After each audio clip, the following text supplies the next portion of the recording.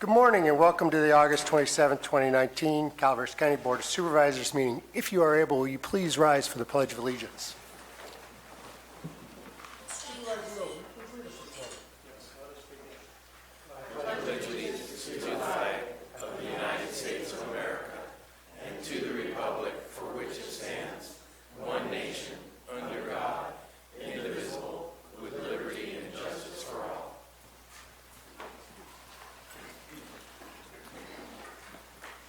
Thank you very much. Madam Clerk, move to announcements.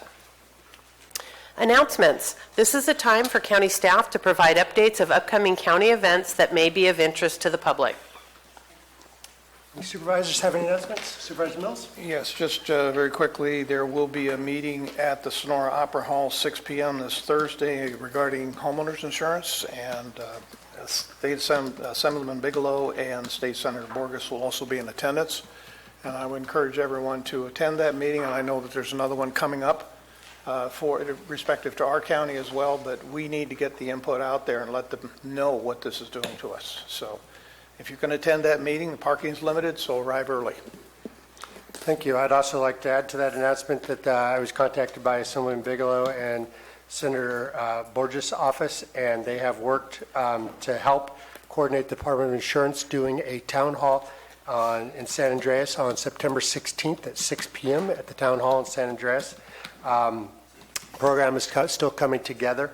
There was also a conference call on this issue late last week where they have finally collected the data and they're acknowledging that we do have a problem here and that hopefully we'll begin working towards some legislative solutions towards that. So again, that's September 16th, and further information we post in the county, as well as I'm sure we'll all post it to our constituents, since I don't think there's any of us that aren't greatly concerned about this.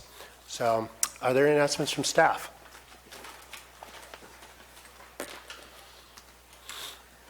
Good morning, Mr. Chair, members of the board, Kristen Stranger, Health and Human Services. I'd just like to make the community further aware, as well as invite them to be part of two upcoming community meetings we have to discuss the Scattered Site Emergency Shelter Pilot Project, as well as our No Place Like Home project. So the two meetings are going to be one in this coming Thursday, the 29th of August in West Point at the Blue Mountain Youth and Family Coalition, right after their dinner, which begins at 5, and then it'll be shortly thereafter. That one will be focused solely on the Scattered Site Emergency Shelter Pilot Project, as well as the next meeting would be on September 9th, 2019 at San Andreas Elementary. We're going to be discussing not only the Scattered Site Emergency Shelter Pilot Project with a multitude of partners there, but also the No Place Like Home units, and then answer questions from the community. I have released a press release to the Calaveras Enterprise early last week, so that'll be featured there, as well as we're distributing flyers and such amongst interested parties. So, The last meeting you said was going to be where? San Andreas Elementary School. Mm-hmm. September 9th. What time? 5:30. 5:30 for both of them, yes. Excellent, thank you. Mm-hmm. And I will get you flyers as well, but I'm just going anywhere to who will listen. Okay, thanks. Thank you very much. Is there other further announcements from staff? Madam Clerk? I'd like to announce the Calaveras County Chamber of Commerce State of the County Breakfast to be held on September 6, 2019 at the Metropolitan. Doors open at 7 a.m. The event is from 7:30 till 9 a.m. It's $35 for non-members and $30 for members, which includes a breakfast buffet. You need to RSVP by August 31st. Pre-sale tickets only. And to purchase tickets, you can call 754-5400 or online at www.calaveras.org. Thank you. And at that, I will be speaking, as well as CAO Alt, and we promise a wonderful duet. Maybe not Islands in the Stream, but we'll do the best we can. Yes, it'll be lovely. You have to show up to see whether we sing or dance, or do both, Gary. We'll move on with recognitions and acknowledgement. Don't look so scared, Supervisor Stopper. Item 1 is from Behavioral Health Services Mental Health Program to proclaim the week of September 8th through 14th, 2019 as Suicide Prevention Awareness Week in the County of Calaveras, recognizing the role of promoting awareness and resources around suicide prevention. Thank you very much. I have a proclamation to read. So Susan, would you like me to read first, or do you want to present first? No, you go first. Okay, how about I present, and then when we get to the proclamation, you could take the stage, because you always got great stuff to say. So, this is a proclamation. This is to proclaim the week of September 8th through 14th, 2019, as Suicide Prevention Awareness Week in the County of Calaveras, recognizing the role of promoting awareness and resources around suicide prevention. Whereas September 8th through the 14th is recognized across the United States as Suicide Prevention Week, which helps promote awareness and resources around suicide prevention. And whereas according to the Center for Disease Control, suicide was the 10th leading cause of death overall in the United States, claiming the lives of more than 47,000 people in 2017, with approximately one death every 12 minutes. And between 1999 and 2016, suicide rates increased in nearly every state across age, gender, race, and ethnicity. And whereas according to the American Foundation for Suicide Prevention, for every suicide, there are 25 people who have attempted suicide. And whereas every death by suicide directly impacts numerous family members, friends, loved ones, and by extension, the entire community. And the Calaveras County Health and Human Services Agency, Behavioral Health Services Division, is committed to raising awareness, providing educational and training on suicide prevention, helping to reduce the stigma associated with suicide and attempted suicide. And Health and Human Services and Behavioral Health Services conducts an annual suicide prevention training that teaches how to help others and how to talk about suicide without increasing the risk of harm. And whereas 540 individuals in Calaveras County received suicide prevention training in the last 12 months. And Health and Human Services and Behavioral Health Services is holding a suicide prevention training on September 12th, 2019, and invites the community to participate and learn what resources are available. Is there any public comment? And Susan, would you like to come up and speak? So I have a handout which shows the information about the event, and on the back is a list of some of the trainings we offer at no cost. Good morning, Chairman and members of the board. My name is Susan Sells, and I am the Mental Health Services Act Senior Department Analyst for Calaveras County Health and Human Services Agency, Behavioral Health Services Division. Today, I'm here to ask you to grant a request to proclaim a week of September, from the September 8th through the 14th, the Suicide Prevention Week. Suicide Prevention Week is dedicated to the role everyone in our community can play in preventing suicide, and all community members are encouraged to know the signs, find the words, and reach out to someone they are concerned about. Preventing suicide requires the efforts of many, from individual friends, families, neighbors, and coworkers to government agencies and community organizations from a wide range of sectors. Each death by suicide directly impacts numerous family members, friends, coworkers, loved ones, and often the entire community. The County of Calaveras Health and Human Services Behavioral Health Division is committed to promoting protective factors against suicide, such as access to effective behavioral health and peer support. Calaveras County Behavioral Health Services conducts ongoing and at no cost suicide prevention activities and programs throughout the year, including training that as was mentioned, 540 persons received training just in the last 12 months. We invite everyone to attend the Question, Refer, Persuade, which is the acronym is QPR, Suicide Prevention Training, and listen to our contractor, Mr. Baldwin, Ken Baldwin, telling his own personal story. This will be on Thursday, September 12th at the Living Room Peer Center, and the time is 11 to 1:30, and we welcome you all to come and listen in. Suicide is preventable. Please call the national hotline if you're needing to talk to someone at 1-800-273-8255, or the Calaveras County 24/7 Crisis Hotline, which is 800-499-3030. And if anyone is interested ever in receiving a QPR, suicide prevention training, or we also offer mental health first aid trainings. One is a 1 to 2 hour training, the other is an 8-hour training. We offer both of these at no cost throughout the year. You're to contact KB Alvarado, who is our MHSA Support Services Supervisor and arranges the trainings. And we are very flexible, so if a group wants two 4-hour trainings to total the 8 hours for mental health first aid, we can accommodate that. So if you're interested in holding or participating in a training anytime this year, please call KB, and the phone number is on the handout I gave you. And I have additional handouts about the event that I'll leave here for the audience. We respectfully ask that the board adopt the resolution proclaiming the week of September 8th through 14th in September as the Suicide Prevention Week. Thank you for your time. Thank you very much, Susan. Is there any public comment on this item?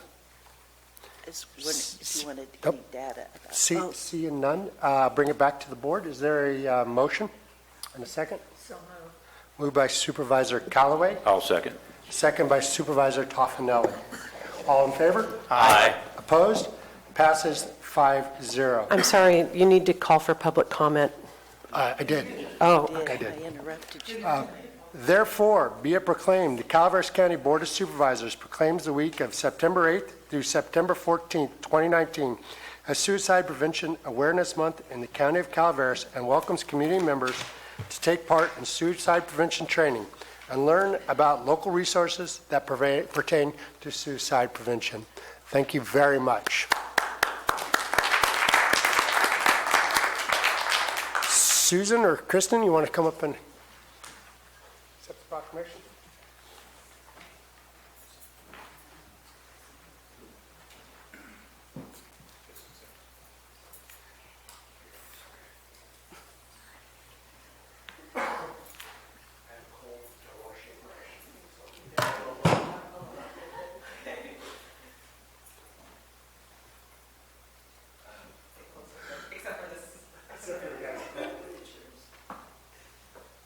thank you.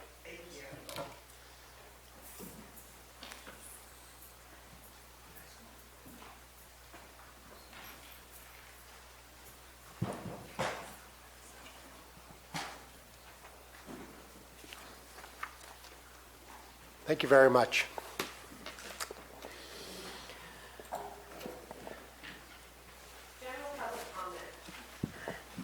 Any item of interest to the public that is within the subject matter jurisdiction of the board and is not posted on the consent or regular agendas may be addressed during the public comment period.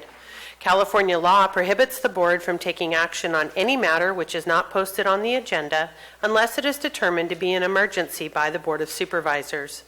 If public comment is completed before the 30-minute allotted time period, the board may immediately move to the next order of business. If public comment is not completed during the allotted time period, it will be continued as the last item of business in order to provide an opportunity for the remainder of comments to be heard. Thank you very much. I think everybody here knows the rules for public comment. You'll have 3 minutes. If you'd like to make a public comment, come forward. Pat, lead us off. Good morning. I wanted to address something I said last week because I noticed public comments on area newspapers that someone misunderstood what I said, and I just want to set the record straight. I was talking about the benefits of medical cannabis under strict medical supervision where youth are concerned. And with epilepsies, there's certain medicines that are very helpful that are cannabis-derived, cancer as well. And I said that it was a misnomer, that it's terribly harmful to children. In that context, in a medical context, it can be beneficial. I have not now nor ever advocated for recreational use in youth. I've never said that it's good for kids to use it as children. I'm all for the medical use of cannabis. I'm all for supporting the rights of adults to make choices about their lives. But I don't think that people in the regulated cannabis market are at all interested in promoting youth use, and I just want to be clear on that. Thank you. Further public comment? Al? I jumped ahead of somebody. Nope, you're in line. Al Segala, Taxpayer Association. I have a couple items. One of them is our taxpayer alert program, public access TV program. We've had some really interesting interviews. A recent one actually was two segments, 2 half-hour segments. We interviewed Richard Velasco, who's a promoter, and he's backed by a fellow named Dennis Sanfilippo, who won the lottery some years ago and is quite an investor in the Copperopolis area. Anyway, Richard is putting together almost like a chamber of commerce that's not exactly a chamber of commerce. It's to promote communication of different viewpoints in the community and also have an entertainment function. So he's going to have his first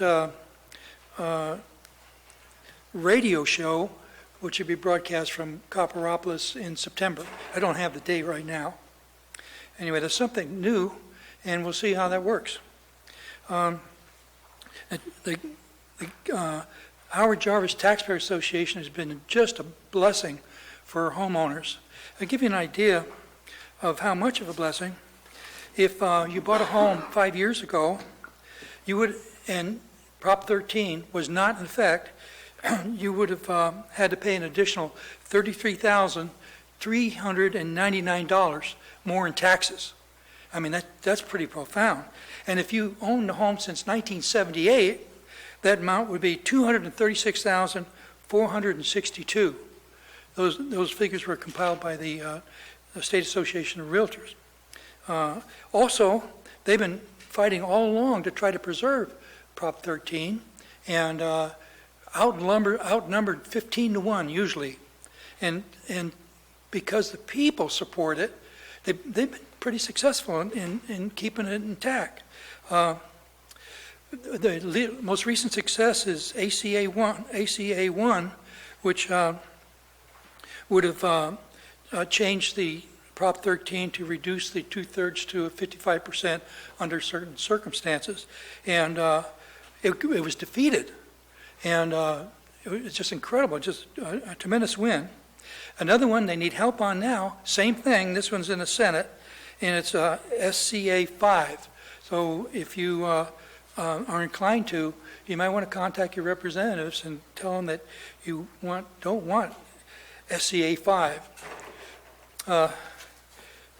Also, I'm kind of curious. I saw these cute-looking puppies up there, and I wonder if Marita knows each of them. Thank you very much, Al. I should have the clerk speak to what we're doing on this after public comment. Ms. Cora?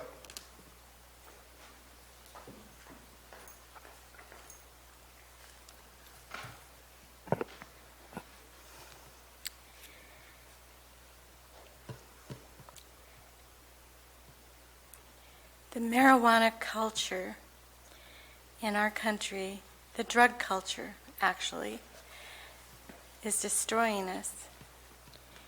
It's turning us into a Gestapo state.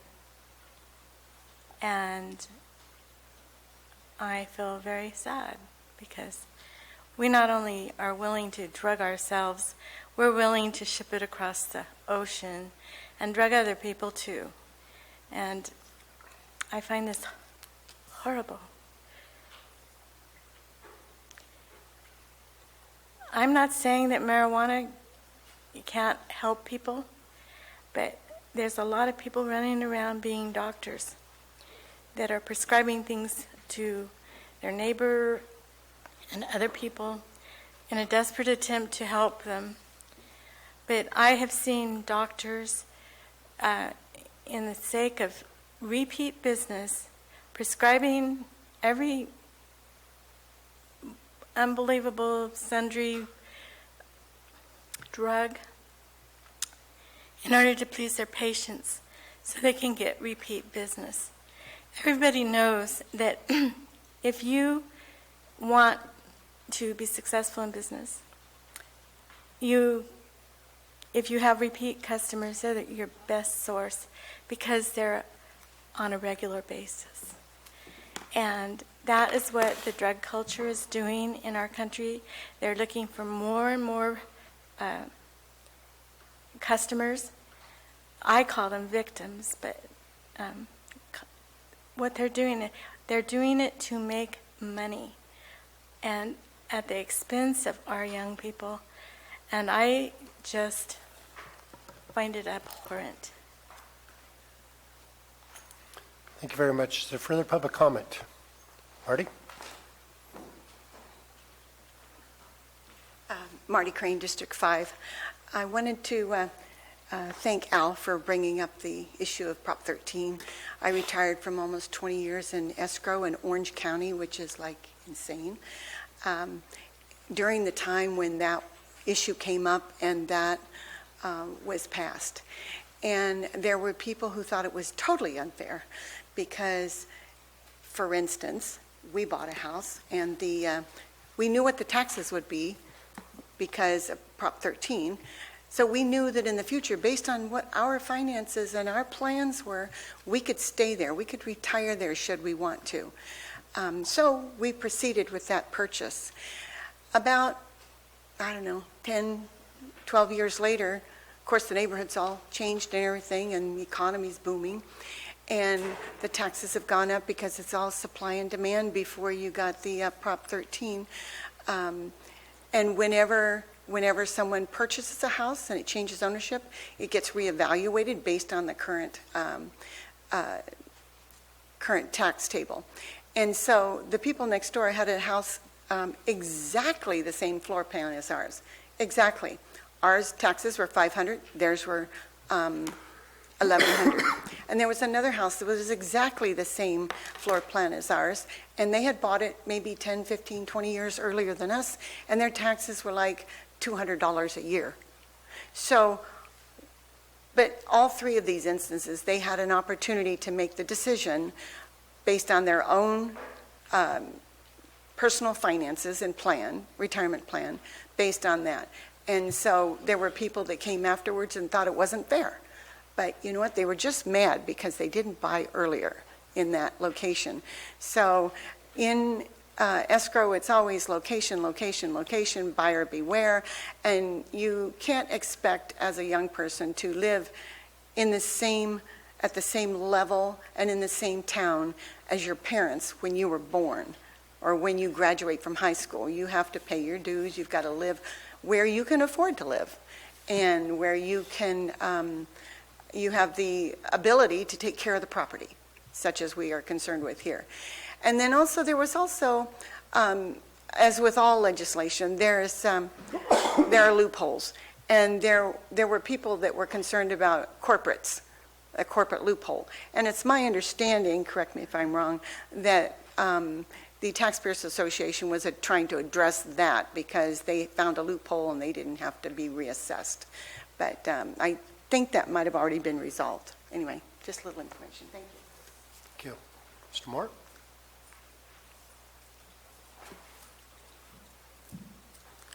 I'm Will Moore from Rancho Calaveras. I didn't really intend to speak, but Al brought it up. Anyhow, when my parents were buying a house when this Prop 13 came up, and their taxes were nearly as much as their mortgage payments. And they were all in favor of this Prop 13. And can't blame them for that. But the thing has been overdone. When that prop came up, California's school system was first in the nation. This Prop 13 thing has been overdone, like so many other things in life. And now, California's school system is number 48, down next to Mississippi, I think. So it's overdone. This whole tax cut thing has been overdone. We need the money. The governments and other agencies need the revenue. Thank you. Thank you. Any other public comment? Seeing none, We will close public comment. Madam Clerk, could you just take a second and tell everybody what's going on while on the screens? Sure. So in an effort to bring more visibility to, in this case, animal services within the county and adoptable animals, we were provided by Animal Services with a slide presentation of animals that are available for adoption. So we will be running slides during our break and our recess that will showcase these animals and showcase other things that are happening with Animal Services, such as free rabies clinics. Because of our time in having to get the presentations together, there may not always be that the animals that we're showing, maybe someone will have adopted them already. However, it's always worth a call to Animal Services to see who they have there that might be a good addition to your family. Thank you very much, and really a great program, and thank you for helping put this together. Susan, thank you as well. As many of you know, if you watch from home, we have a blank screen that says we're on break till we come back, and this will be shown on those screens so people can see the wonderful pets that may be available to them. Thank you very much, Madam Clerk. Let's move on to the consent agenda. Consent agenda items are expected to be routine and non-controversial. They will be acted upon by the board at one time without discussion. Any board member, staff member, or interested party may request removal of an item from the consent agenda for later discussion. Fellow board members, anybody want to pull an item? Seeing none. Staff? Seeing none. Public? Would anybody like to pull an item? Seeing none. We will move forward with a vote. I'm sorry, this has not happened to me. So, is there a motion? I'll move this item. Moved by Supervisor Toffenelli. Second. Second by Supervisor Stopper. All in favor? Aye. Opposed? Passes 5-0. Wow. Okay, we are going to take a 5-minute break and set up for our next presentation. I clean as all the staff file out the door. Very well, we'll be back in 5 minutes. Thank you.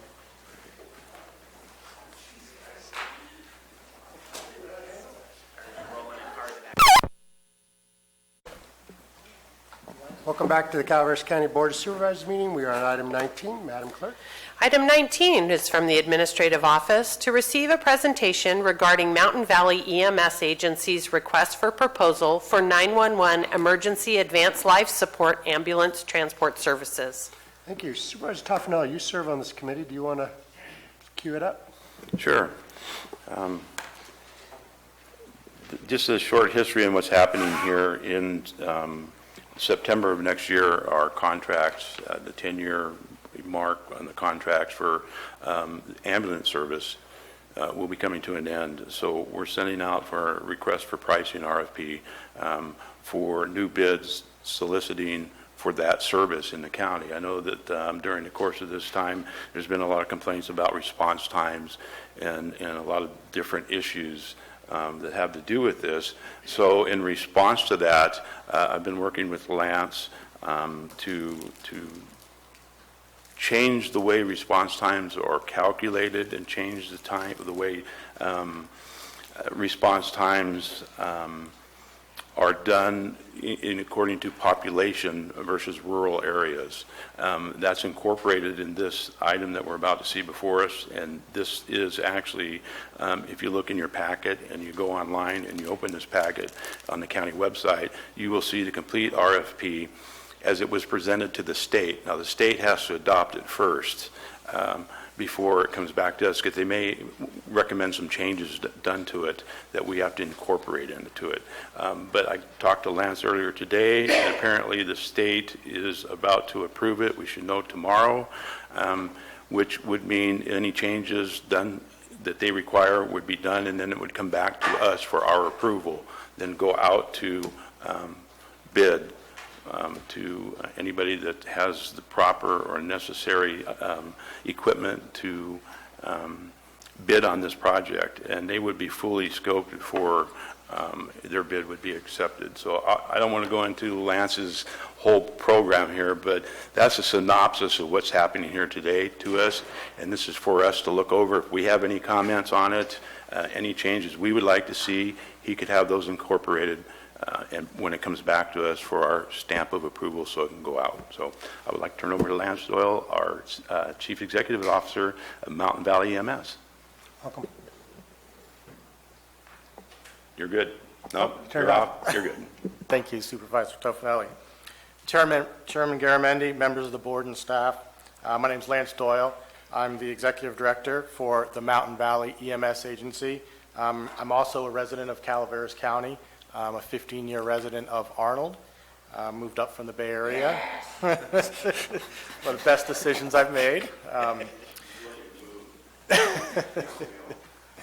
I am here today to present the highlights of the Calaveras County Ground Ambulance Request for Proposals.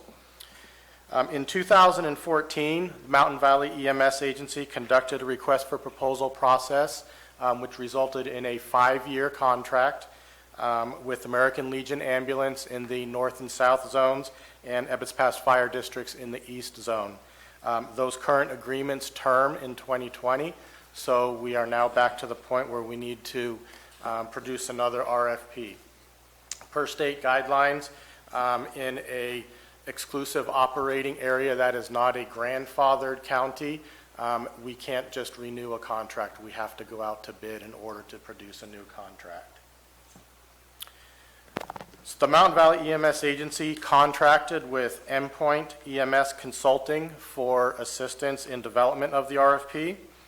The two principals of Endpoint EMS Consulting have extensive experience both in the local EMS agency leadership roles and administrative roles, and also at the provider level with one of the larger ambulance providers.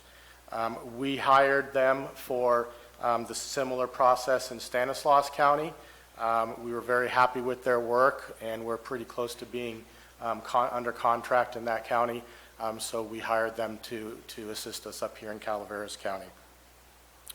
As part of the RFP development process, multiple stakeholder meetings were conducted in order to receive input on the strengths and weaknesses of the current system, as well as opportunity for potential system enhancements under a new contract. Mountain Valley convened a county leadership work group consisting of Supervisors Tofinelli and Mills, our HHS director, and then the previous CAO who was interim at the time, for general administrative direction on the RFP.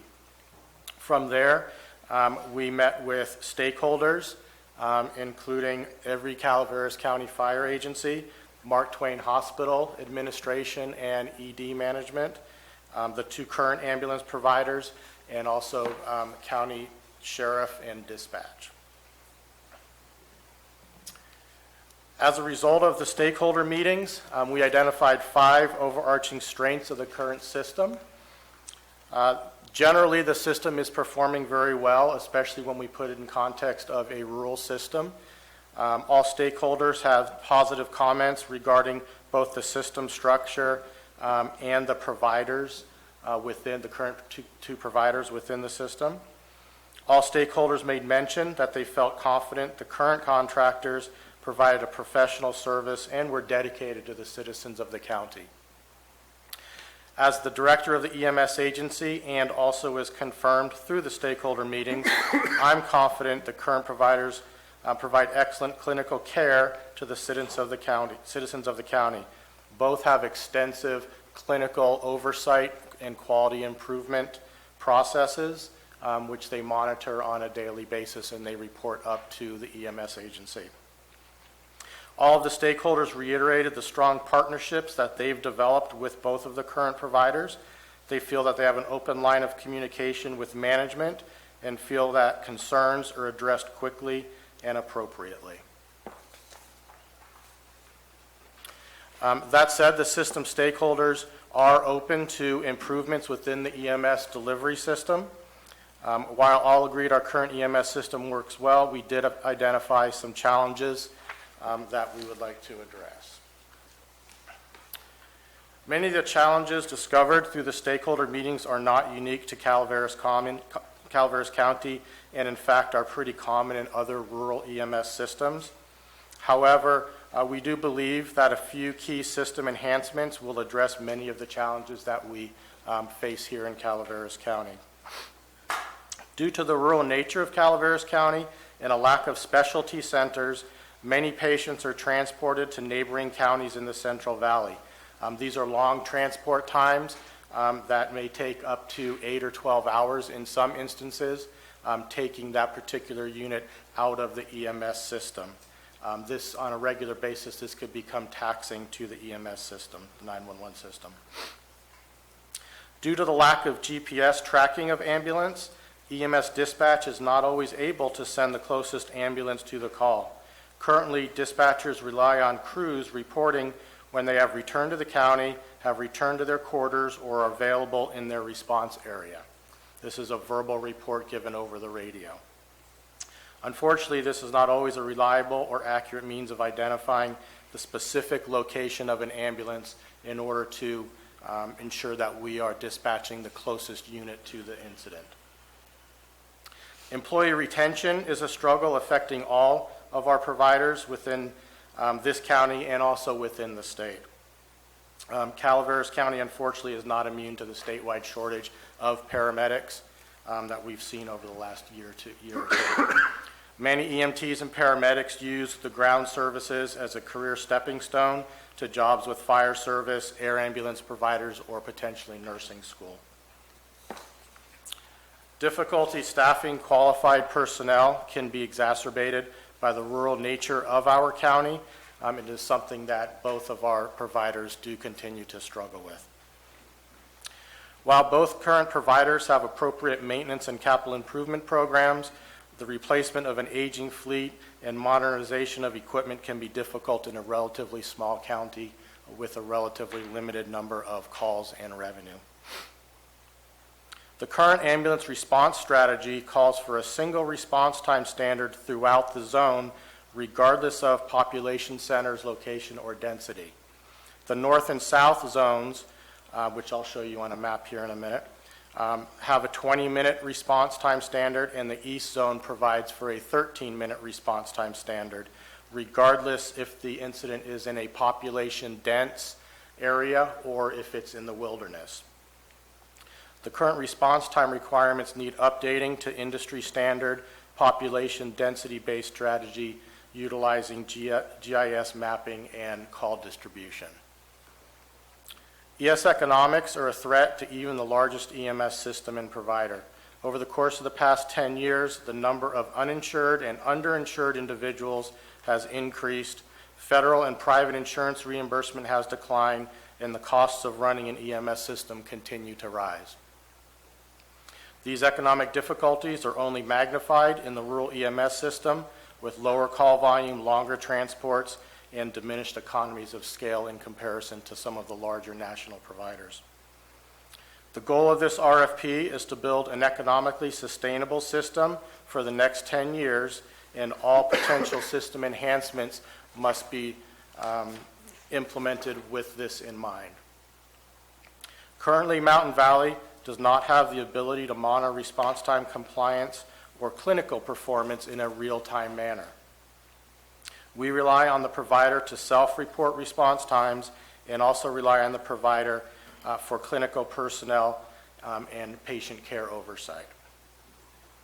Dispatch radio coverage is difficult in certain areas of the county, and particularly in the east zone. Ebbets Pass Fire, the current provider in the east zone, is not able to receive dispatch calls within its primary station 1 and relies on a phone call from dispatch in order to be dispatched out to a call. While dispatch is not under the purview of this RFP, we recommend a radio system assessment and plan to address the coverage difficulties throughout the county. The current fee structure for EMS dispatch places a financial burden on both providers. This is compounded in the east zone, where Ebbets Pass Fire is charged by both EMS and fire dispatch for the same call, resulting in over $80 in dispatching fees to go on calls, many of which are not insurance billable. If it's an AMA, release at scene, or a lift assist or something of that nature, those are not billable yet. They still have to pay for dispatch fees. Again, dispatch is not under the purview of this RFP, but both Endpoint and the agency recommend a dispatch fee study to be conducted by the county down the road. Urban islands. In rural EMS systems, we struggle with providing an appropriate, timely response of what we call urban islands, which are high population density areas surrounded by wilderness or rural areas. In Calaveras County, our urban islands are West Point, Moke Hill, Dorrington, and Copperopolis. Again, high population densities with a long drive time from, say, San Andreas or Angels Camp or Arnold. So based on the system, based on the improvements to the system and the areas that we thought we could benefit, we came up with a list of enhancements, again, with finances in mind and economic stability of the EMS system. So based on the challenges discovered through the stakeholder meetings and system analysis, a few select high-impact system enhancement has been written into the RFP. I believe these fiscally responsible enhancements will go a long way towards bringing the Calaveras EMS system in line with current industry standards. In fact, a few of these enhancements will bring our system to a level of clinical and response time compliant oversight that exceeds many urban areas.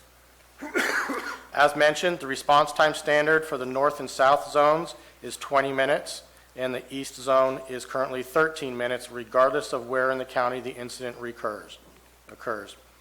Mountain Valley contracted with a GIS consultant and has produced population density-based response maps with the National Grid System overlay. This will allow for appropriate population density-based urban, suburban, rural, and wilderness response time standards. More on response times in the next couple slides, but there's a few printouts here of sample maps. They were too large to include in the PowerPoint, and I can go over what these maps are here in a minute. To manage a modern EMS system status plan, GPS tracking of ambulances needed. Mountain Valley and the Calaveras County Sheriff's Office are working together to enable ambulances to be tracked via automatic vehicle locators within the dispatch CAD. This will be the same technology utilized by Calaveras County SO on their vehicles. In addition, mobile data terminals installed in all ambulance will allow for computerized dispatch of ambulances, which will reduce phone time for the dispatchers in the SO dispatch center, will allow for closest unit dispatch because now we will know where each ambulance is in real time, and will enable the responding ambulance crew to see any dispatch notes prior to their arrival on scene. Mobile data terminals will also allow for responding ambulances to communicate arrival, transporting, arrival at the hospital, and in-service times without the use of the radio, allowing for more accurate time stamping, as well as lightening the workload on the EMS dispatchers. The First Watch online compliance utility is an industry standard leading EMS system surveillance software package that Mountain Valley has been using in Stanislaus County for the past 5 years. First Watch allows for third-party verified response time compliance oversight on a per-call basis. We would not need to rely on self-reporting anymore for response time compliance. While self-reporting has been the industry norm for many years, the current industry standard is to employ independent third-party verified monitoring. Mountain Valley has previously secured funding for First Watch in Calaveras County and is currently in the final stages of implementation into the Calaveras County SO dispatch CAD, and we will have full First Watch functionality prior to the start of the new ambulance agreements from this RFP. We're actually hoping to be online a little bit sooner than that, but we will absolutely be ready for the new contracts. An additional surveillance platform offered by First Watch allows for complete EMS system clinical oversight through a product called FirstPass. Mountain Valley is in the process of implementing FirstPass in all of our member counties, which will allow for unprecedented real-time clinical oversight by both the agency and the ambulance provider. This is a huge benefit in use of technology, which allows the EMS agency and the medical director to oversee calls as they happen, and allows for us to expand our quality improvement training and that type of oversight. It also allows the ambulance provider a login to their own system, and they'll be able to utilize the same technology for their quality improvement systems. The agreement resulting from this RFP is a 5-year term with the option to extend for an additional 5 years. A long-term contract is the standard in the EMS industry as it encourages investment in the EMS system, provides stability to the county, and allows for long-term capital investment by the provider.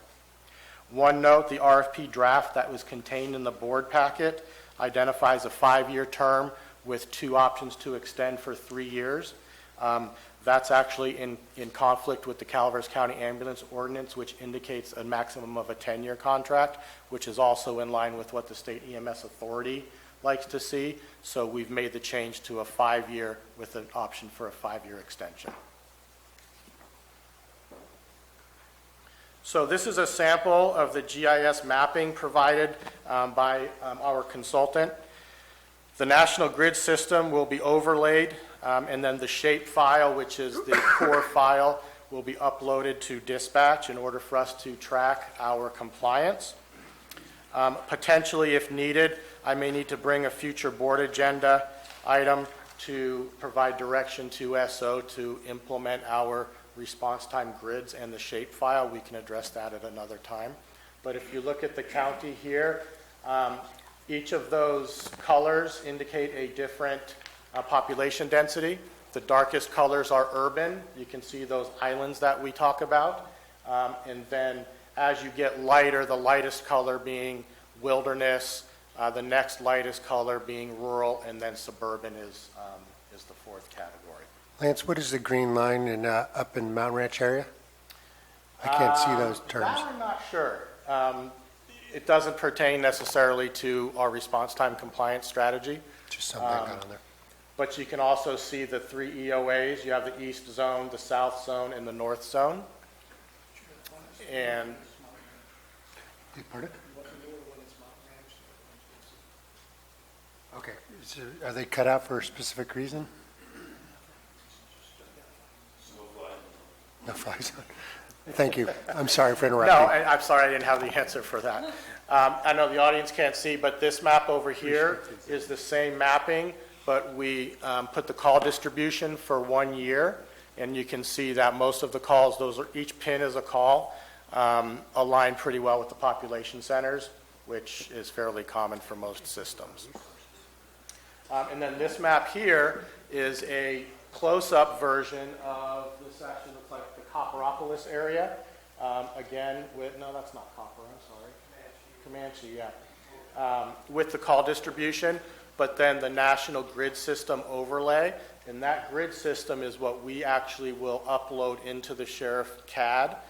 There's a grid system in there now. We're just updating to the national standard. And then each of those grids is assigned a response time to automatically produce our response time compliance.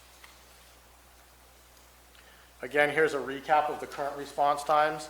We generally focus on code 3, which is lights and sirens. Again, 20 minutes to the north and south zone and 13 minutes to the east zone. So ambulance response time compliance is measured at the 90th percentile and not the average response times. In effect, 90 out of 100 calls need to be on time in order to meet compliance, and anything less than 90% is considered non-compliant. The new response times are based on population density, which correlates with call distribution and frequency. The new response times ensure a more appropriate response to the population centers which experience the highest call volumes. This ensures a quicker response to the majority of calls as compared to the current response time standards. These response times have been approved by the Mountain Valley EMS Medical Director and are very similar. In fact, they're identical to what we use in Amador County right now. So what you can see for our Code 3 calls, and this applies to all 3 counties, you will, in the Code 3 call in an urban area, we can just pick San Andreas, okay, high population density. Right now is a 20-minute response time. The response time now will be 12 minutes. And then for suburban, we go to 20, which is the current response time. Rural is a 30-minute response, and then wilderness, the industry standard is we get there as quick as we can. These are generally off pavement, four-wheel drive or logging road type of situations. And then we actually audit each of those calls just to make sure the care was appropriate and the response time was appropriate.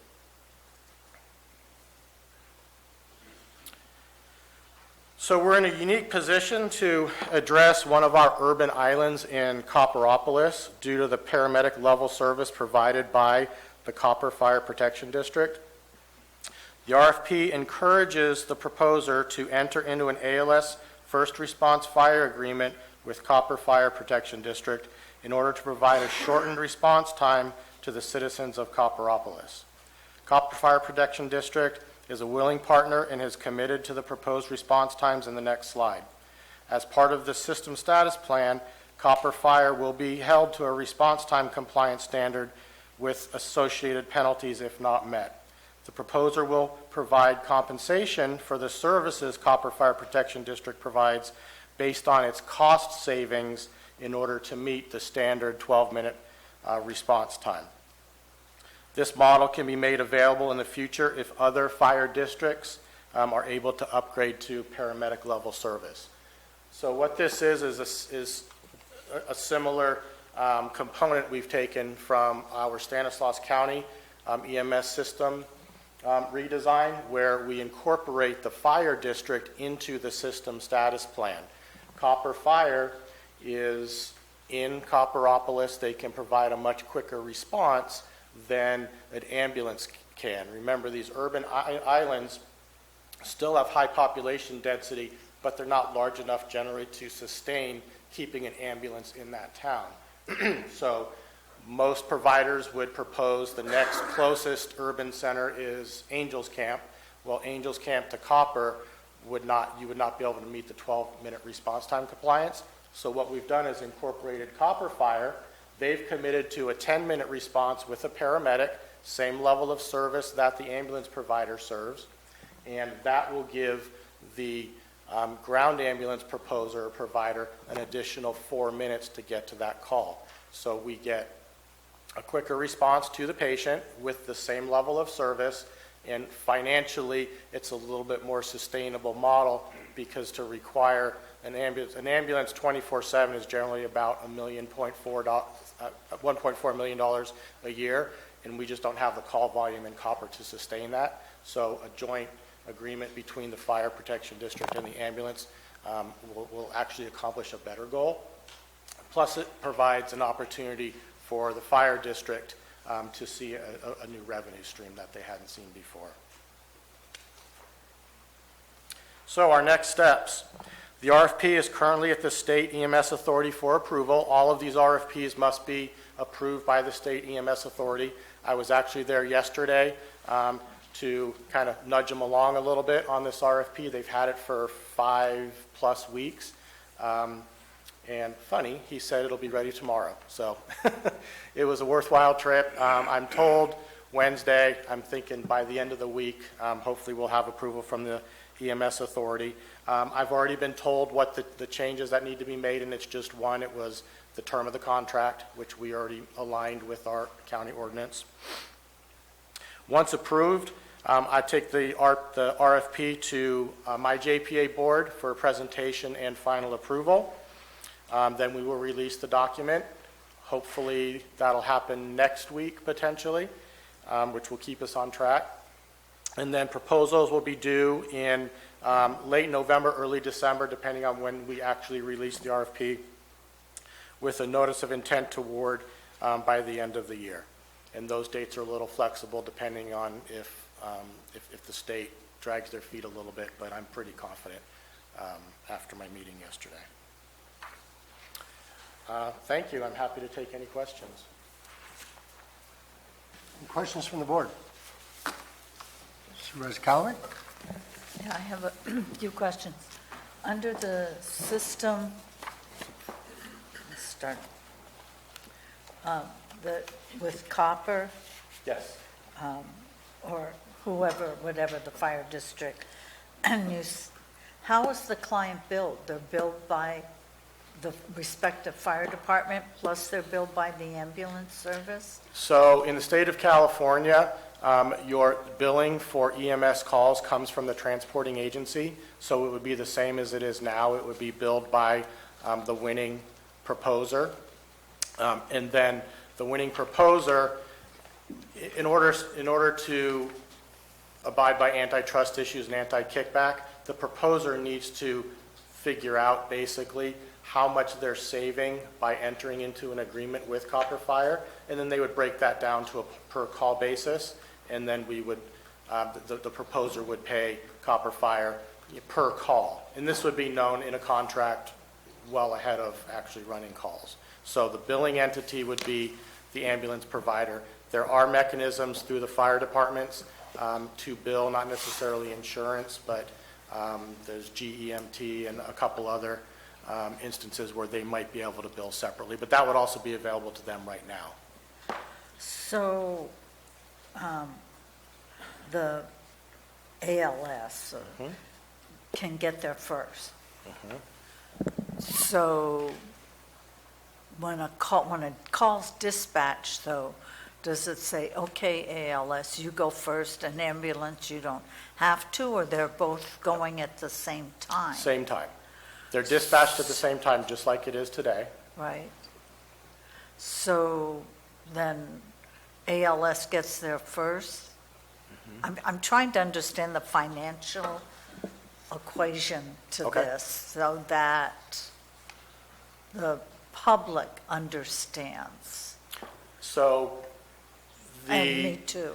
the financial model that would be offered to the fire provider is 100% based on the proposer's cost savings between them taking the service on themselves versus a partnership. And that will be different for every provider. We don't dictate what that arrangement looks like. So just in very broad terms, in order to meet a 12-minute response time in Copperopolis, you would need to station an ambulance in Copperopolis, because you can't make it from Angels Camp to Copper reliably 90% of the time in 12 minutes. So if I'm a proposing ambulance provider, I'm going to say, okay, well, that costs me $1.4 million a year for a 24-hour car. I might not need a 24-hour, whatever it might be. If I decide that contracting with fire saves me $20 a call in fines for noncompliance, in having to put a car there. If it averages to $20 a call that it saves me as the provider, then I can go to the fire district and enter into an agreement to pay them $20 per call. So that gets us a quicker response to the patient, because the fire agency is located in Copperopolis, and they've, through meetings with Copper Fire, they've said, I can get to anywhere in my response district, any of that urban area, urban island, in 10 minutes. That's better than if we just left it up to the ambulance provider. So it's a benefit for the community, it's a benefit for the fire agency because of the revenue stream, and it benefits the ambulance provider because they get some help, if you will, with that hard-to-reach area. Okay, I'm going to move to response time. If I understand, there'll be a different standard for urban, suburban, Yes, rural, ma'am. and so forth.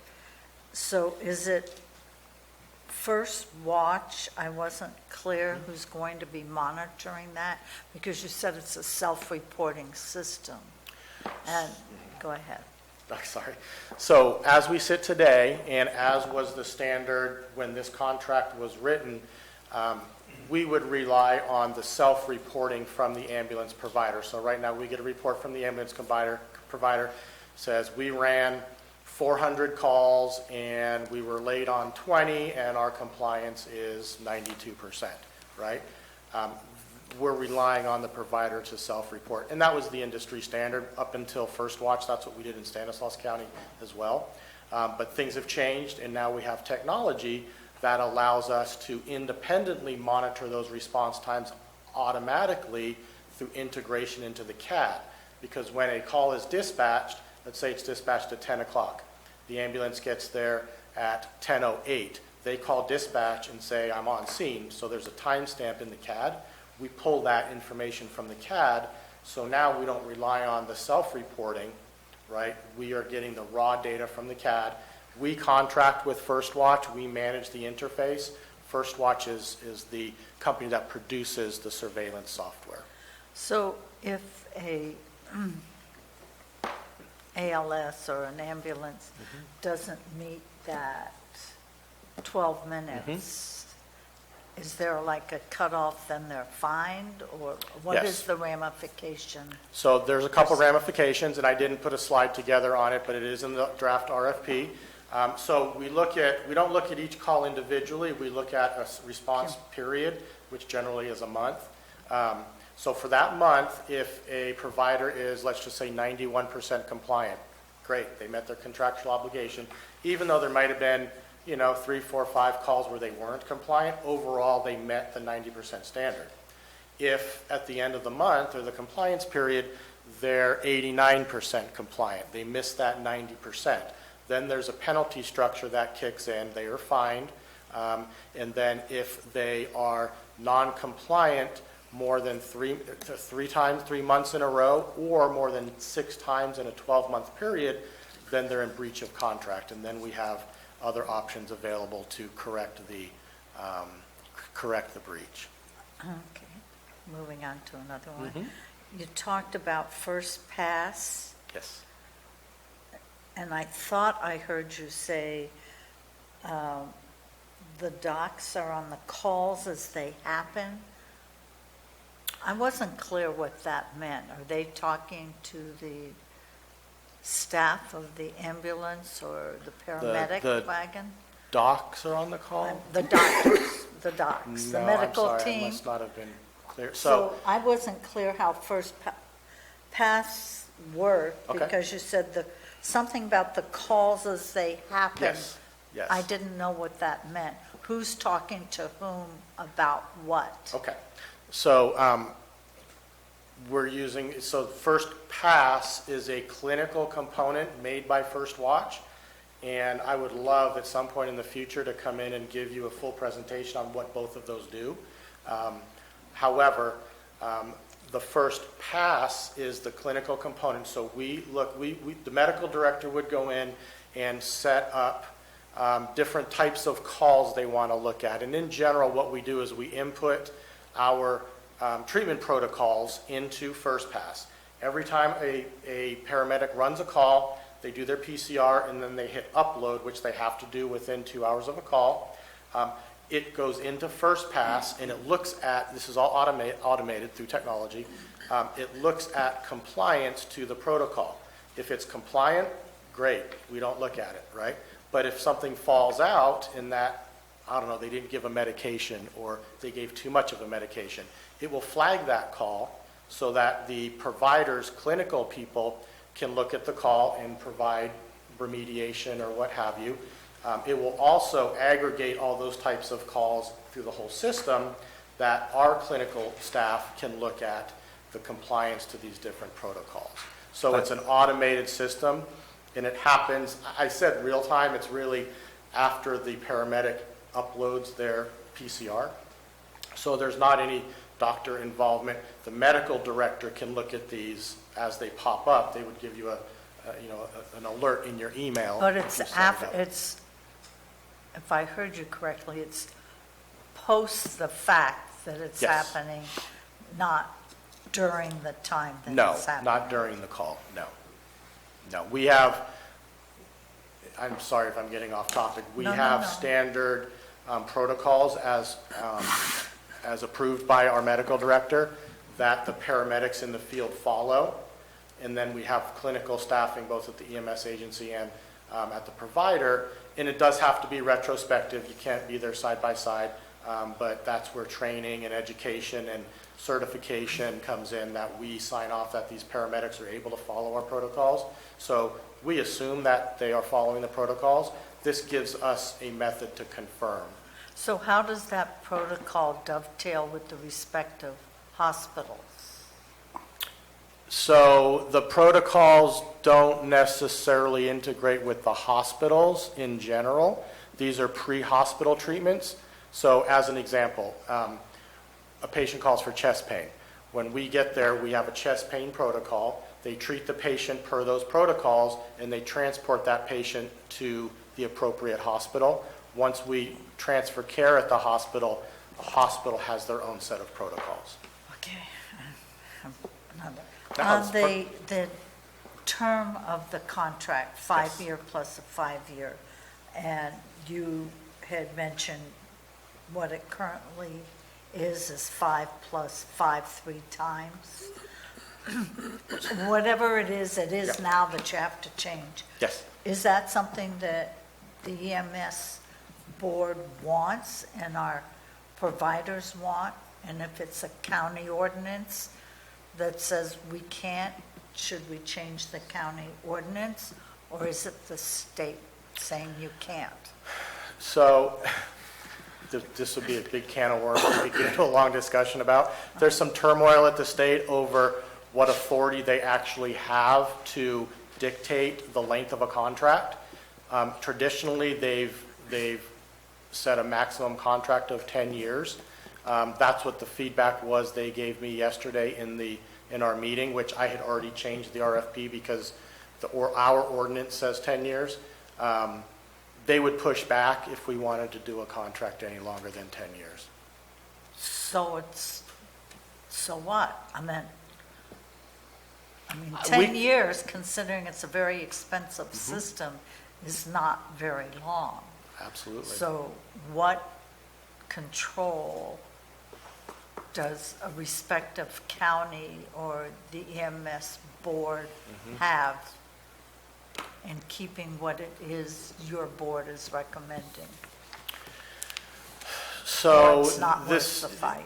There's been other counties that have been through this where their board has said, we want a 15-year contract. And the EMS agency has always said, no, we don't approve of your RFP. Some of them have gone to litigation.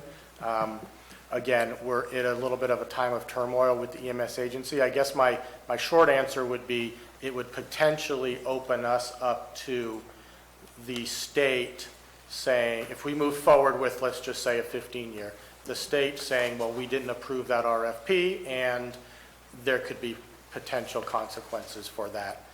What those consequences are, I don't really know. 10 years is the industry standard, if that helps. I mean, I And heard we're you coming off say a that. 5-year. Yeah, I know. So are we coming off our second 5-year? No, this last contract was only a 5-year. There was not an opportunity for renewal. So is this the renewal time? No, we're in the original 5-year contract. That's Yeah. what we're going. Yeah, the current into. contract, this board before my time Right. had asked for a 5-year agreement. We're in that 5-year agreement that started in 2015, and now we're looking at 2015 to 2025. So we're looking at the second 5 years. The 5-year, we're in our first 5-year, and we're moving into our second 5-year, is No, that? we're looking at a new contract. Got it, okay. Yeah, new contract. That's all for now. Thank you. Thank you. Thank you. Supervisor Mills? Lynch, I was trying to get in the middle of it. You had used an acronym, PCR, Patient Care Report. sorry, I just wanted to bring that up. Sorry. I'm going to give away my time in service here. The person who trained me on an ambulance was Steve Kovacs. So we're going back a long ways. My question would be regarding Copper Fire, is how long is it going to take to get an agreement or, to get some number put together, that agreement can be reached with Copper Fire? You know, is this something that's going to take a year?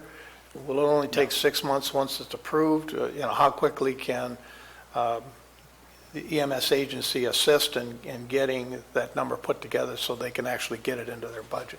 So I'm finalizing our templates, if you will, for the same relationship, the first responder fire agreement in Stanislaus County. I've got, I think, 13 of them down there. That template will have already been approved by our council, so it would be just a matter of inputting the specific scope of work in business language. It would be in place well before the start of this contract. It's not a heavy lift. Well, I can certainly tell you that Endpoint provided exemplary background and an understanding of our challenges that we face up here, which are to some degree unique because of terrain, et cetera. So I was very appreciative of them listening to all of the input that they took in and then trying to make those necessary adjustments. Yes, the two things that really kind of, I think, reached out was the duplication of dispatch and the coverage on radios. And if we can take those up as separate items afterwards, it would be very valuable for everybody in terms of, and having them with the GPS locators is critical. Oftentimes, we lose track of them simply because of terrain. And having that on board now with satellites, it's very easy to keep track of where they are. And it will also be a safety issue for them. We know where they are if something happens and they're delayed. So I want to thank you and the team for all that you put in making this work.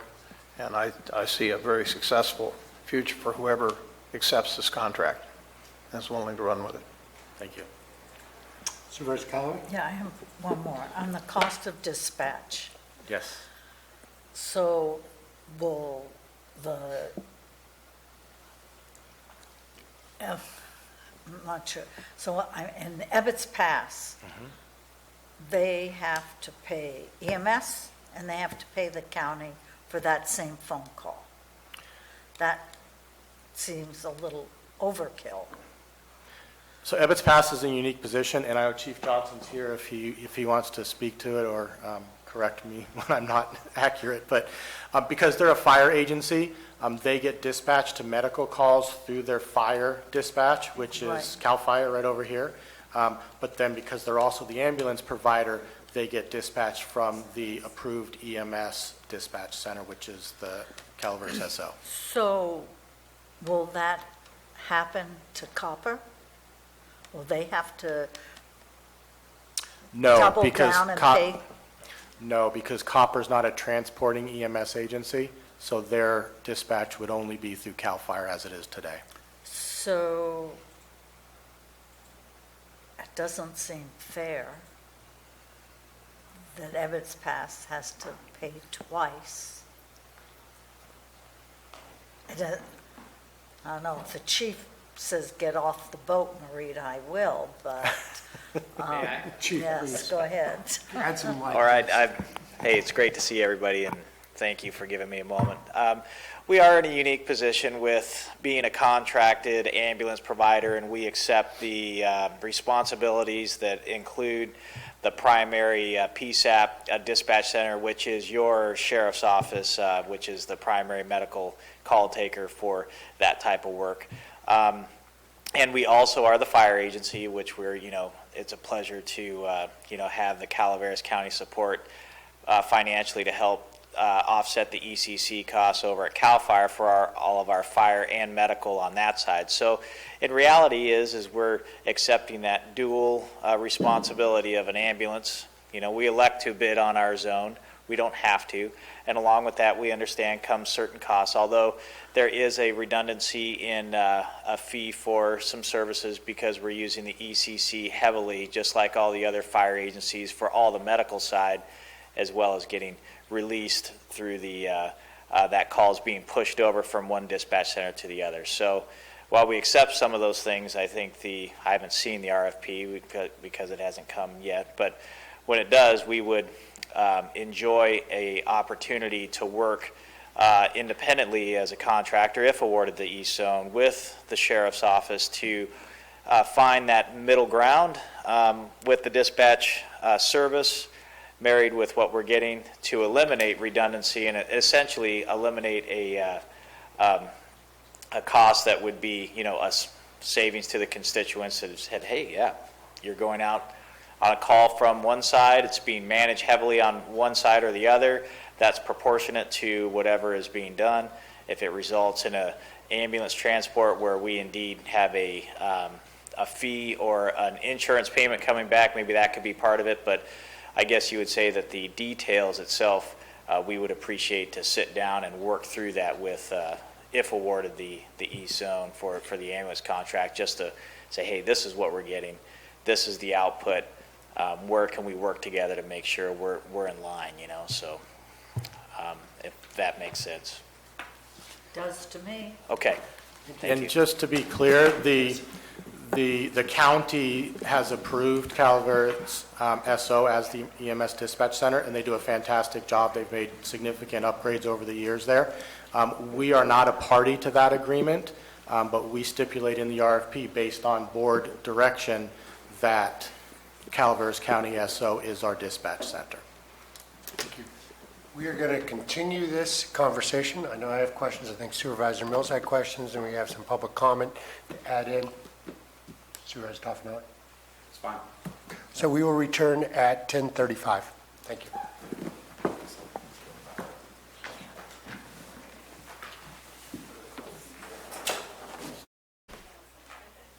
Welcome back to the Calaveras County Board of Supervisors meeting. We are continuing our discussion on EMS. Supervisor Toffenali, you had some questions? Or oh, Dennis waved me off. No? Yeah. My questions have to do, Lance, with the automatic vehicle locator. And what we currently do, as you mentioned, is if a ambulance picks somebody up and transports them to a hospital and they're discharged to the hospital, then on their way back, we don't have any use of that vehicle or use of that ambulance until they check in. Is that correct?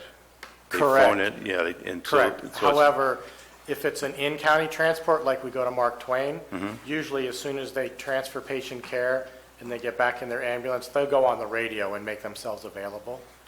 So if they're available at that time, then we can dispatch them immediately from that hospital. But if they transport from the Copper area to Modesto, we have to wait until they contact us and they're in the county before we can discharge them to another spot if there's another call.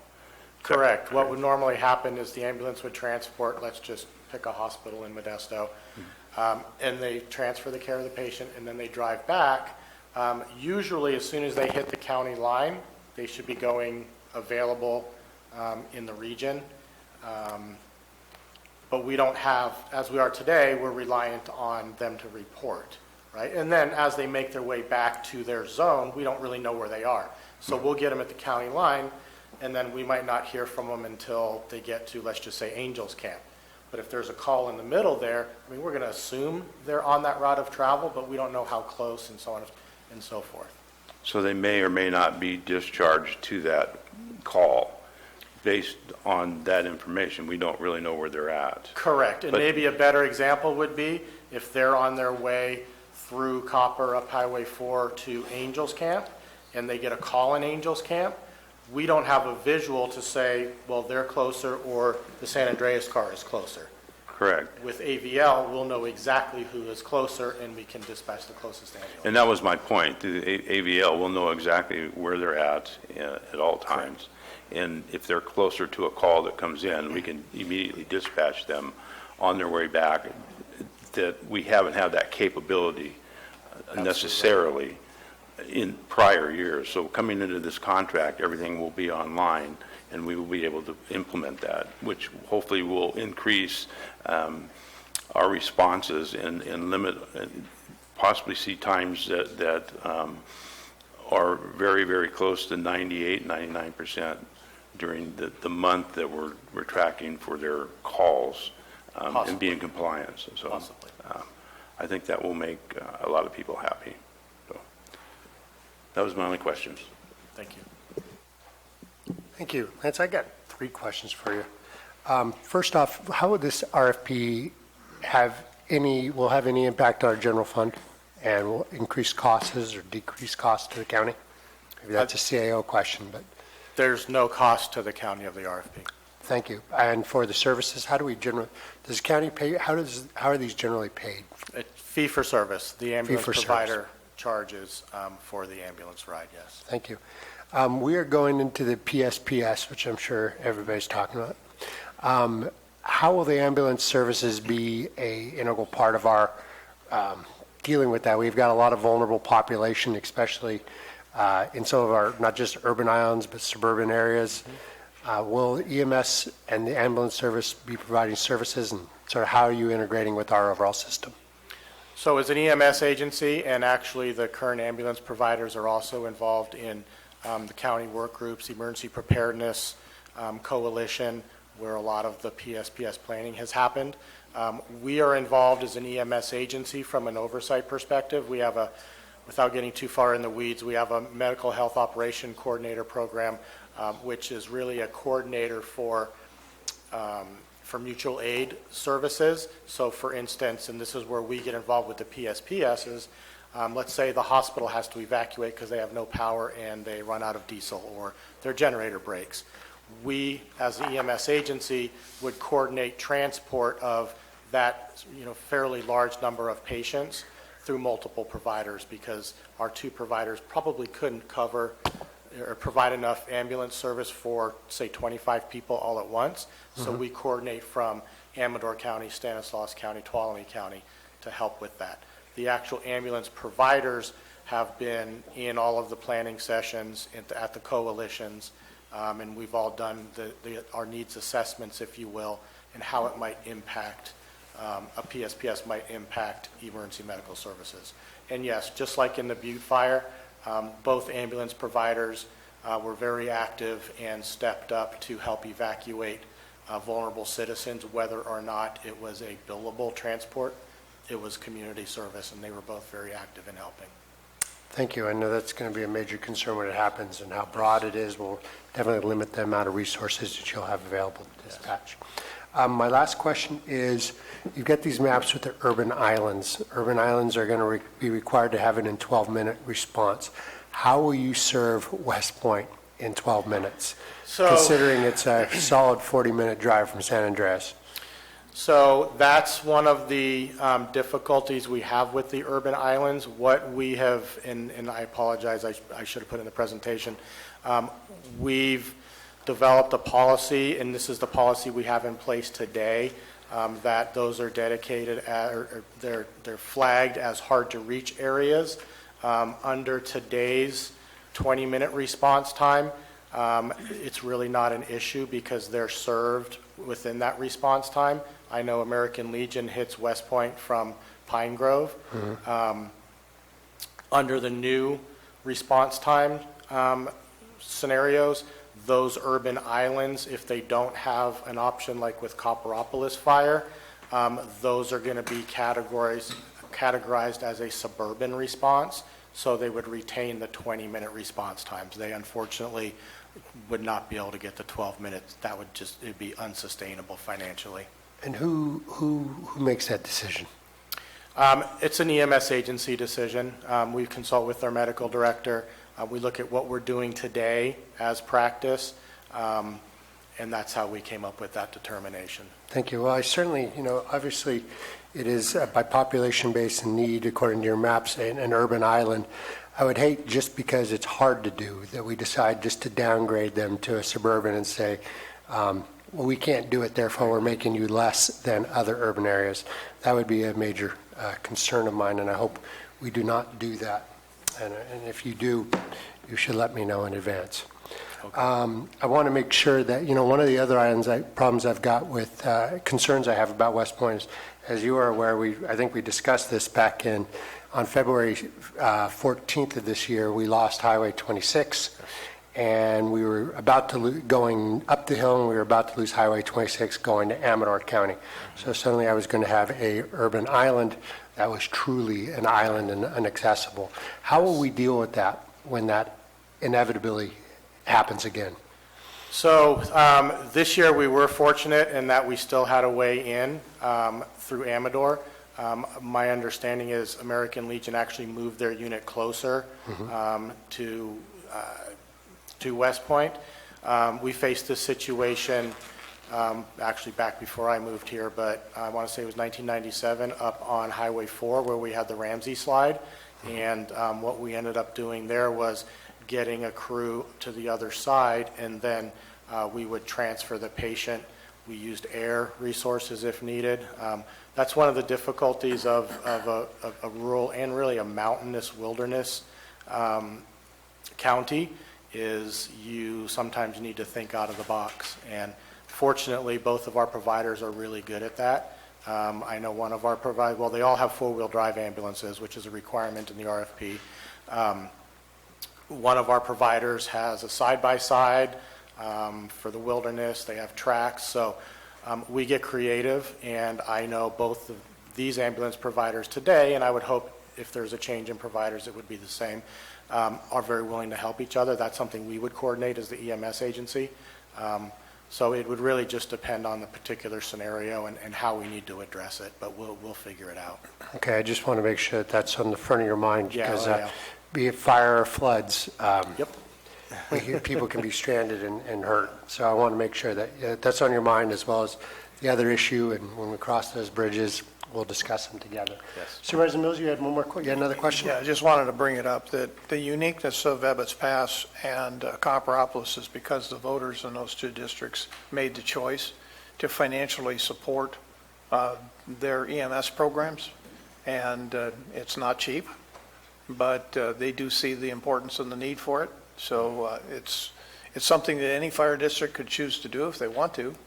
It's just that these two districts have chosen to do it, and their voters have unanimously, year over year, supported the costs that are involved with doing it. And I'm sure that that has contributed to the overall complexity of this whole situation, but at the same time, it provides a unique level of service that probably would not be available if it wasn't for those two districts stepping up like they did. All right, thank you. If there's no further questions from the board, I'll move it to public comment. Anybody like to speak to these issues? Marty? On that note, I recall a few years ago, Calaveras Consolidated came here and wanted to talk about their zone so that they could go to the voters and do exactly what was so wonderful about what happened in Ebbets Pass, and they were told no. So there's that. I also wanted to say that I wanted to ask, have you reached out to Calaveras Consolidated like you have Copper? West Point's in Calaveras Consolidated, in that big zone, I think. Anyway, they can't seem to get up there because the zone's too big. But anyway, I don't want to talk about that today. I just want you to look at it, if you would, please. So the Volunteer Center has had a volunteer driver program since the early 1980s, taking residents to doctors and life-sustaining appointments at no cost to the taxpayer since the early 80s. For dialysis patients, there are no clinics in Calaveras. Now, we've been talking this morning about sending an ambulance to pick someone up, take them to the hospital, and get them back on their feet and give them a chance at a quality of life, right? But for a dialysis patient, it's a whole different story.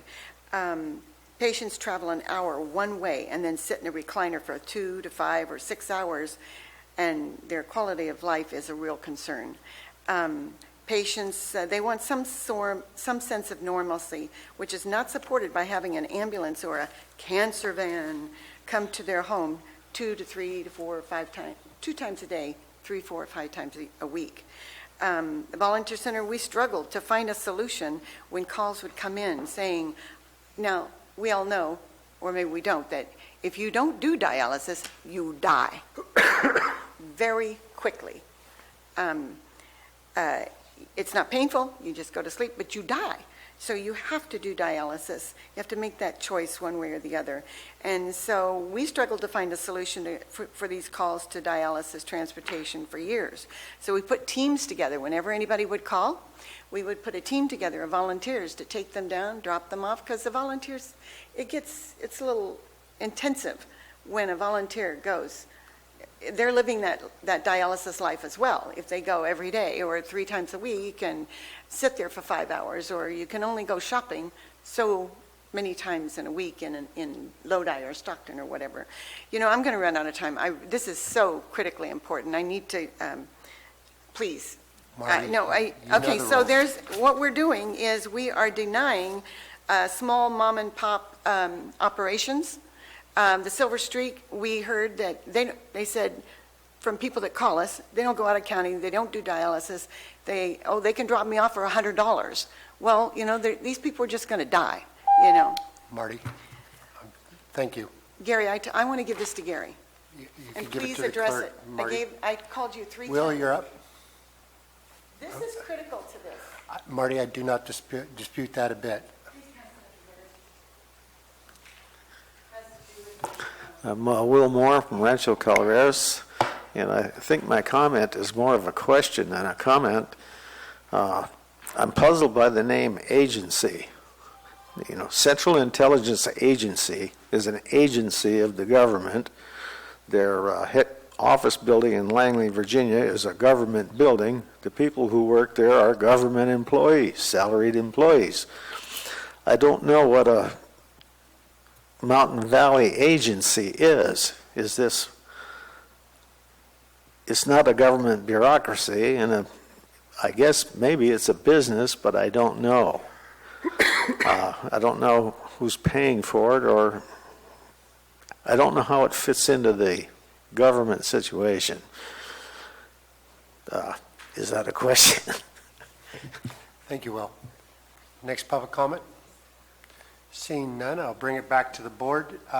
Lance, anything you want to close with, or any rebuttal you want to, answers you want to I could address the agency question if you would like. If you could do it briefly, that'd be great. Okay. So to address your question, Mr. Moore, the state of California has the EMS authority, which is tasked with overseeing all emergency medical systems, everything from dispatch to the ambulance providers to the air providers to the emergency rooms. Every county within the state has to have a local EMS agency, emergency medical services agency, responsible for overseeing the local agency. Calaveras County, along with Amador, Alpine, Stanislaus, and Mariposa County, have entered into a joint powers authority to delegate the management and the oversight of the EMS system to our agency. So we're a JPA, quasi-governmental, and we are tasked with overseeing the EMS agencies for the member counties. Lance, I'd like to thank you on behalf of the board for all this work, and I'd like to thank Supervisor Mills and Supervisor Toffenelli for their continual work on this committee. If there's no further questions from the board. Can you answer my question?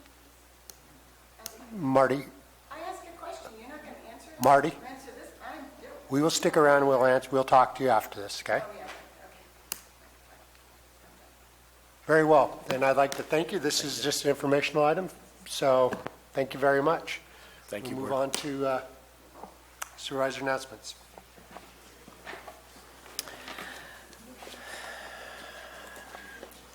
Supervisor announcements. In compliance with AB 1234, chaptered as Government Code Section 53232.3D, board members shall provide brief reports on meetings they attended at the expense of the local agency at the next regular meeting of the legislative body. This report is required to include meetings attended for which there has been expense reimbursement, mileage, meals, lodging, etc., but may also, at the board member's discretion, include any other meeting attended by the supervisor on behalf of the county. Thank you very much. Supervisor Callaway, would you like to lead off today? I attended no meetings for the expense of the county. Thank you. Supervisor Mills?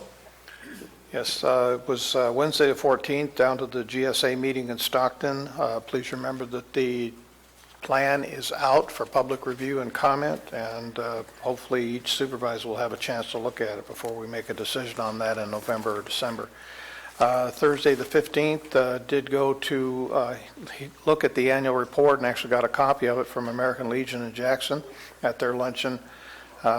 Wednesday, 21st, we did have the unique opportunity with John, who I know walked out of the room, to tour the spillway at New Maloney's along with a state geologist who is going to come back and do some additional work on that site, just to confirm that the spillway is indeed not an Orville and that the communities below New Maloney's are indeed safe.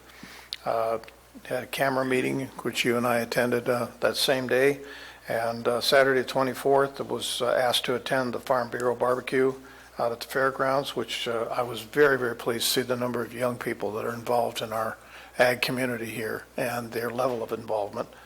I've been meeting on the Monday mornings at the Copper Valley Cafe in Copperopolis to talk to constituents, and it's been good conversations so far.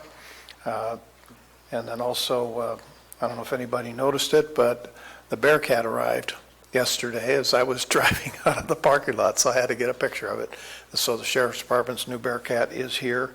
How long it's going to take them to get up and operational with it is a question, but they're very thrilled to see it, as am I. That's all I have. Thank you, Supervisor Stopper. Nothing to report. Supervisor Toffenelli.